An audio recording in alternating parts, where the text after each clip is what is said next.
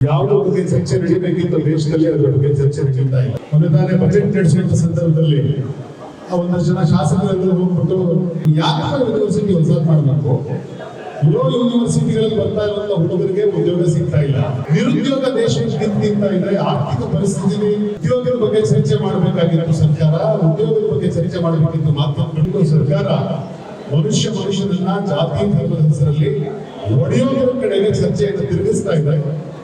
ಅನ್ಯಾಯ ಅಥವಾ ಫೇಲ್ಯೂರ್ಸ್ ಗಳನ್ನ ಮುಖ್ಯರಲ್ಲಿ ಭಾಗವಹಿಸಿದ್ದಾರೆ.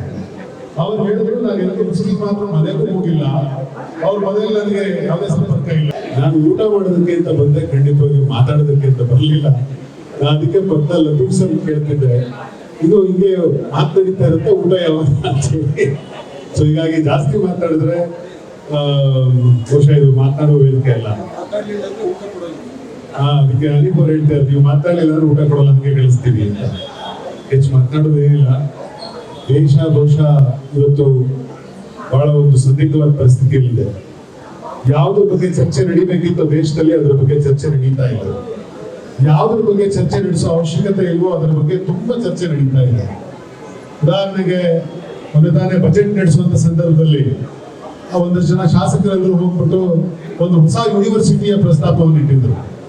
ಅಲ್ಲೇ ಇದ್ದಂತ ಒಬ್ಬ ಹಿರಿಯ ಮಂತ್ರಿ ಅವರು ಮಾತಾಡ್ಬೇಕಾದ್ರೆ ಒಂದು ಮಾತು ಹೇಳಿದ್ರು, ಯಾಕಪ್ಪ ಯೂನಿವರ್ಸಿಟಿ ಹೊಸದು ಮಾಡಬೇಕು, ಇರೋ ಯೂನಿವರ್ಸಿಟಿಗಳಲ್ಲಿ ಬರ್ತಾ ಇರುವಂತ ಹುಡುಗರಿಗೆ ಉದ್ಯೋಗ ಸಿಗ್ತಾ ಇಲ್ಲ, BA ಮಾಡಿದ್ರೆ ಉದ್ಯೋಗ ಸಿಗಲ್ಲ, BCom ಮಾಡಿದ್ರೆ ಉದ್ಯೋಗ ಸಿಗಲ್ಲ, BCom ಮಾಡಿದ್ರೆ ಉದ್ಯೋಗ ಸಿಗಲ್ಲ, MBA ಮಾಡಿದ್ರೆ ಉದ್ಯೋಗ ಸಿಗಲ್ಲ, AI ಬಂದಿದೆ, ಇನ್ನ ಇಂಜಿನಿಯರಿಂಗ್ ಮಾಡಿದ್ರು ಉದ್ಯೋಗ ಸಿಗಲ್ಲ. ಭಾರತ ದೇಶದ ಕೋಟ್ಯಾಂತರ ಜನ ಯುವಕರು ಕುದೀತಾ ಇದ್ದಾರೆ, ಅವ್ರಿಗೆ ಬದುಕು ಕಟ್ಕೊಳ್ಳೋದಕ್ಕೆ ಅವಕಾಶ ಸಿಗ್ತದೆ, ಕುದೀತಾ ಇದ್ದಾರೆ. ನಿರುದ್ಯೋಗ ದೇಶವನ್ನು ಕಿತ್ತಿಂತ ಇದೆ, ಆರ್ಥಿಕ ಪರಿಸ್ಥಿತಿ, ಆರ್ಥಿಕ ಅಸಮಾನತೆಗಳು ದೇಶವನ್ನು ಕಿತ್ತಿಂತ ಇದೆ. ಇಂತಹ ಸಂದರ್ಭದಲ್ಲಿ ಉದ್ಯೋಗದ ಬಗ್ಗೆ ಚರ್ಚೆ ಮಾಡಬೇಕಾಗಿತ್ತು ಸರ್ಕಾರ, ಉದ್ಯೋಗದ ಬಗ್ಗೆ ಚರ್ಚೆ ಮಾಡಬೇಕಿತ್ತು ಮಾಧ್ಯಮಗಳು, ಆರ್ಥಿಕ ಪರಿಸ್ಥಿತಿಯನ್ನು ಸುಧಾರಣೆ ಮಾಡೋದ್ರ ಬಗ್ಗೆ ಚರ್ಚೆ ಮಾಡಬೇಕಿತ್ತು ಮಾಧ್ಯಮಗಳು, ಭೂಮಿ ಹಕ್ಕುಗಳನ್ನು ಕಳ್ಕೊಂಡು ಹೋರಾಟ ಮಾಡ್ತಿರೋದಕ್ಕೋಸ್ಕರ ಚರ್ಚೆ ಮಾಡಬೇಕಿತ್ತು ಮಾಧ್ಯಮಗಳು, ಸರ್ಕಾರಗಳು. ಆದ್ರೆ ಇದೆಲ್ಲವನ್ನೂ ಬಿಟ್ಟು ಸರ್ಕಾರ ಮನುಷ್ಯನನ್ನ ಜಾತಿ ಧರ್ಮದ ಹೆಸರಲ್ಲಿ ಒಡೆಯೋದ್ರ ಕಡೆಗೆ ಚರ್ಚೆಯನ್ನು ತಿರುಗಿಸ್ತಾ ಇದೆ. ಯಾಕೆ ಅಂತಂದ್ರೆ ಅದರಿಂದ ಇವರು ಮಾಡ್ತಿರುವ ಅನ್ಯಾಯ ಅಥವಾ ಇವರು ಫೇಲ್ಯೂರ್ಸ್ ಗಳನ್ನ ಮುಚ್ಚಿಟ್ಕೊಳ್ಳುವಂತ ಹುನ್ನಾರ ನಡೀತಾ ಇದೆ.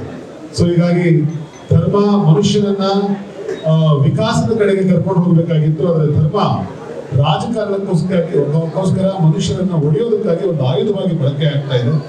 ಸೊ ವಿಶೇಷವಾಗಿ ಇಂಥ ಸೌಹಾರ್ದ ಇಫ್ತಿಯಾರ್ ಕೂಟಗಳು ಎಷ್ಟೋ ಮನುಷ್ಯರ ಮನಸ್ಸಿನಲ್ಲಿ ಇರುವಂತ ವಿಷಯವನ್ನ ತೊಳೆಯೋದಕ್ಕೆ ಇವತ್ತು ನನ್ನ ಜೊತೆ ಒಂದು 4 ಜನ ಹೊಸಬರು ಬಂದಿದ್ದಾರೆ ಸರ್.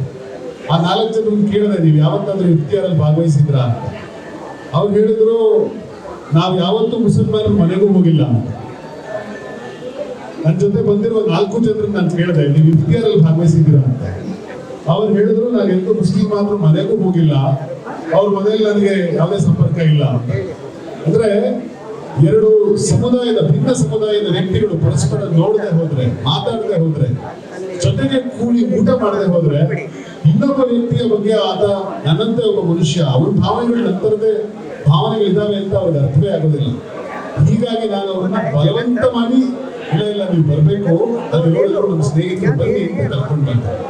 ಹೀಗಾಗಿ ಇಂಥ ಇಫ್ತಿಯಾರ್ ಕೂಟಗಳು ಮನುಷ್ಯರ ಹೃದಯವನ್ನು ಬೆಸೆಸ್ತವೆ, ಮನುಷ್ಯ ಪ್ರೇಮವನ್ನ ಉಂಟು ಮಾಡ್ತವೆ. ಇಂಥ ಇಫ್ತಿಯಾರ್ಗೆ ನನ್ನನ್ನು ಕರೆದಿದ್ದಕ್ಕೋಸ್ಕರ ನಾನು ನಿಮಗೆ ಅನಂತ ಧನ್ಯವಾದಗಳು ಸಲ್ಲಿಸ್ತೇನೆ. ನಮಸ್ಕಾರ. ಹೆಚ್ಚಿನ ವಿಡಿಯೋಗಳಿಗೆ ಪ್ರತಿಧ್ವನಿ ಯೂಟ್ಯೂಬ್ ಚಾನೆಲ್ ಸಬ್ಸ್ಕ್ರೈಬ್ ಮಾಡಿ, ಬೆಲ್ ಐಕಾನ್ ಕ್ಲಿಕ್ ಮಾಡಿ.